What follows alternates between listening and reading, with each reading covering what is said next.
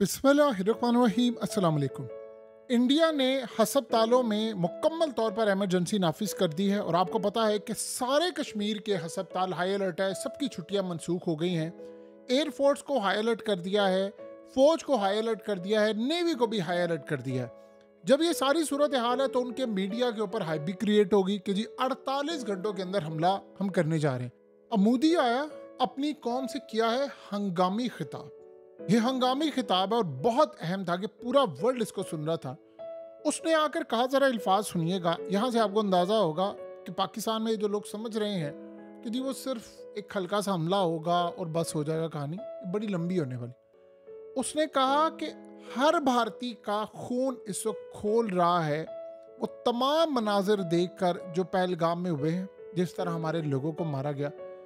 उसने कहा कि मैं आपको बड़ा क्लियरली कह देता हूँ, जिन लोगों के प्यारे मरे हैं उनका मैं बदला लेने जा रहा हूं और सबसे भयानक हमला करने वाला हूं, सबसे टफेस्ट रिप्लाई दूंगा, उनको ऐसा जवाब दूंगा इन हमलावरों को और इनकी पीछे बैठे हुए जो इनके बैकर्स हैं, जो इनकी बैक पर खड़े होकर जिन्होंने हमला करवाया, मैं उनको तारीख का सबसे खतरनाक जवाब देने जा रहा हूं। अब हौसला रखिए, मैंने तैयारी पूरी कर ली है, आपको बस नजर आ जाएगा कि हमने हमला कर दिया है और हम भरपूर जवाब देने जा रहे हैं और ऐसा जवाब देंगे जो आज से पहले नहीं दिया गया होगा। और मैं समझता हूं कि आप लोगों को इस वक्त शदीद गुस्सा है, मैं ये बात अच्छी तरह समझता हूं कि आप चाह रहे हैं कि हम हमला करें, लेकिन आप सिर्फ भरोसा रखिए, हमने तैयारी पूरी कर ली है और मैं तमाम भारतीयों को देख रहा हूं कि किस तरह उनका खून खोल रहा है और हम जवाब देने के लिए जा रहे हैं, लिहाजा हमारी तैयारी पूरी है। ये इंडियन मीडिया की हाइप क्रिएट करने के बाद, देखिए इंडियन मीडिया पर जो हाइप क्रिएट हो रही है वो भी उनकी गवर्नमेंट करवा रही है, ये आप अच्छी तरह समझ लें। अगर कोई ये समझ रहा है तो उसको इस दफा शायद इंडिया की स्ट्रेटजी का अंदाजा नहीं हो पा रहा। इंडिया ने इस दफा स्ट्रेटजी बदली है। पहले होता ये था कि इंडियन मीडिया पर हर सच झूठ, इस दफा झूठ के साथ एक पॉलिसी चलती है। पहले गवर्नमेंट ने कुछ करना है वो मीडिया के ऊपर करती है, फिर उसके बाद उनके लोग आते हैं और ये काम करते हैं। अब इस सूरत हाल में सबसे बढ़कर मामला ये आया है कि इंडिया में तमाम सियासतदानों की मोदी ने ऑल पार्टी कॉन्फ्रेंस बुलाई है, हर जगह पर सबको बुलाकर इकट्ठा कर लिया। अब आप इमेजिन कीजिए, सबसे अहम तरीन शख्स इस वक्त कौन है अमेरिका के अंदर, यानी जो दो टॉप के लोग हैं एक ट्रम्प के बाद, उनमें कैश पटेल आता है जो FBI का डायरेक्टर है, जिसका काम है दहशतगर्दी को रोकना और उनके लिंक को। आपको पता है उसने आकर क्या कहा है?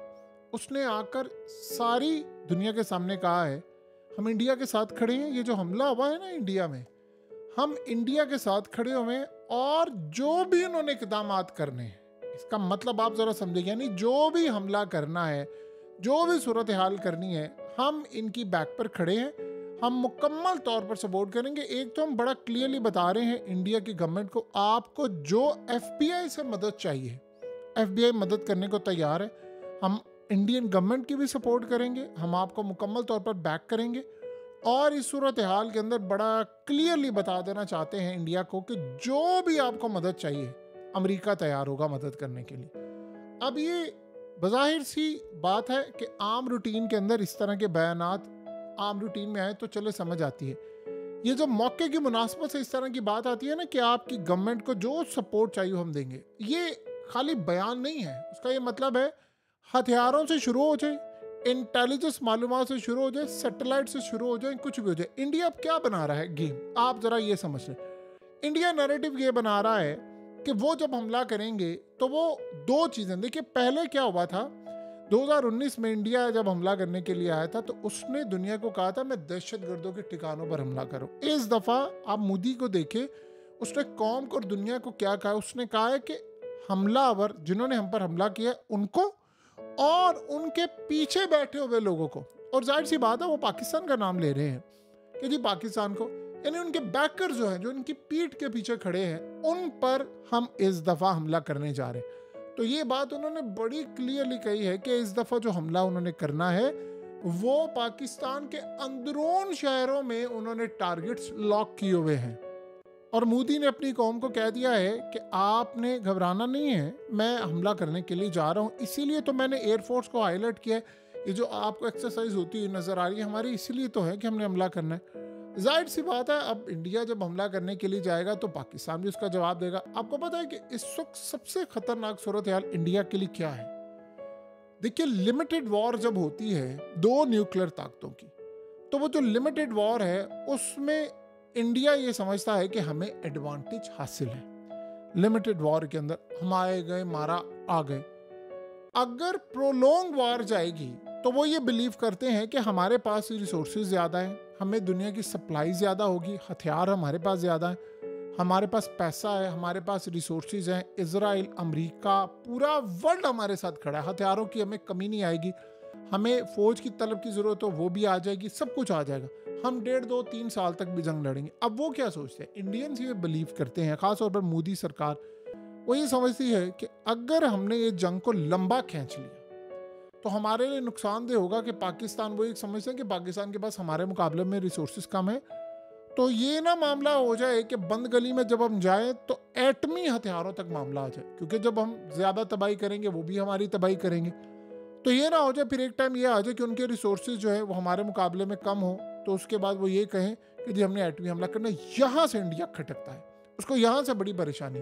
और खाली ये इंडिया को नहीं है, ये अमेरिका को भी है, ये दुनिया के हर मुल्क को है। आज से पहले प्रोलॉन्ग वॉर जो हुई है, प्रोलॉन्ग वॉर वो जब भी हुई है वो एक बड़ी ताकत है, एक छोटी ताकत है। ये पहली दफ़ा ऐसा हो रहा है कि पाकिस्तान भी एक एटमी ताकत है और इंडिया भी एक एटमी ताकत है, और दो एटमी ताकत जब आपस में लड़ रही होती हैं और प्रोलॉन्ग लंबी जंग का सिलसिला है तो तब सिलसिला बड़ा अलग है। इंडिया ने अपनी कौम की जो जहन साजी इस दफ़ा की हुई है वो ऐसी जहन साजी नहीं है कि जी आपने सिर्फ हमला करना है, स्ट्राइक करना है और पीछे हट जाना है। वो कह रहे हैं कि हम स्ट्राइक करेंगे, हमने पाकिस्तान के इलाके कैप्चर करके आपको देने हैं और हम ये एलओसी मिटाने के लिए जा रहे हैं। ये उनका प्लान, ये वो प्लान बनाकर बैठे हुए हैं कि हमने इस तरह हमला करना है। देखिए, उनको पता है जब आप पाकिस्तान की तरफ से भी आना, जाहिर सी बात है पाकिस्तान ऐसे तो नहीं बैठा हुआ, बियॉन्ड विजुअल रेंज मिसाइल हमने मारने हैं, हमने बहुत सारी चीज़ें मारनी है। इंडिया को ये बात अच्छी तरह पता है। देखिए, प्रोलॉन्ग वॉर वो खींचेगा, उसको वो समझता है कि मैं अगर लंबी जंग करूंगा और मैं दबाव डालूंगा, मैं आईएमएफ के थ्रू अब दबाव भी डालूंगा, दुनिया की ताकतों के थ्रू डालूंगा, अमेरिका के साथ मेरे ताल्लुकात अच्छे हैं तो मैं ज़्यादा बेहतर तरीके से अमेरिका के साथ मैनेज कर सकता हूँ चीज़ें, मैं उन पर दबाव डालकर पाकिस्तान पर दबाव डालूंगा और बहुत सारी चीज़ें हैं।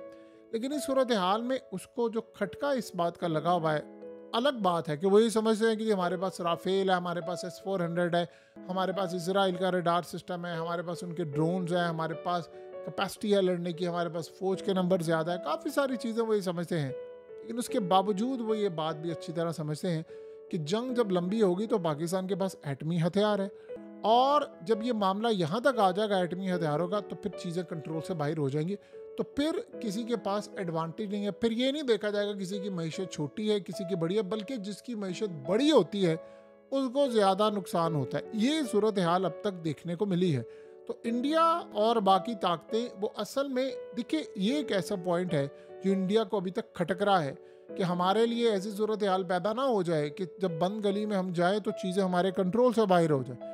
देखिए, इंडिया ने आज से पहले, आप ये सोचे, पाकिस्तान में हमले करवाए, हमारे अंदर आते हैं, उनके दहशतगर्द मारकर चले जाते हैं, काफ़ी सारा BLA TTP सारा कुछ वो बैक करते हैं, ये एक सिलसिला चलता रहता है। लेकिन जब आप बिल्कुल 1-to-1 लड़ाई के अंदर कूदते हैं तो यहाँ पर मामला काफ़ी डिफरेंट है।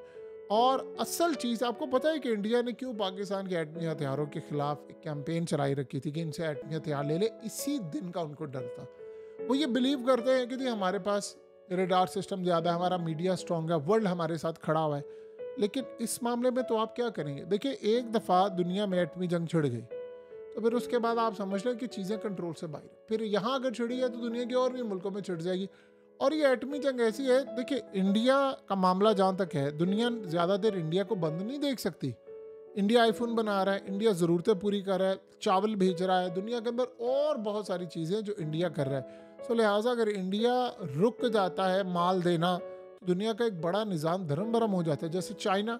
तो लिहाजा अब वर्ल्ड ये चाह रहा है, पूरा वर्ल्ड ये चाह रहा है कि इंडिया या तो ये जंग जीते या वो ये चाह रहे हैं कि इंडिया इसको जल्दी जल्दी समाप्त करे। पाकिस्तान के साथ उनकी कोई हमदर्दियाँ नहीं होती, ये आप ज़हन में रखिएगा, क्योंकि पैसा जहाँ होगा हमदर्दी वहाँ पर होगी। आज के दौर में सारे ये समझते हैं अब इंडिया के अंदर बड़े पैमाने पर इन्वेस्टमेंट हो रही है, चीज़ें जा रही हैं, ख़ास तौर पर कश्मीर के अंदर। तो वो ये कई जगहों पर ये कह रहे हैं कि आप एक हद क्रॉस ना कर दें, ये हद अगर क्रॉस होगी तो हम सब तबाही का शिकार होंगे। बहरहाल आने वाले वक्त में एक बात आप अच्छी तरह समझ लें, हालात ये बता रहे हैं कि एक बहुत बड़ी जंग सर पर खड़ी है, और यही बात मोदी ने कही है कि ये जंग अब शुरू हो चुकी है।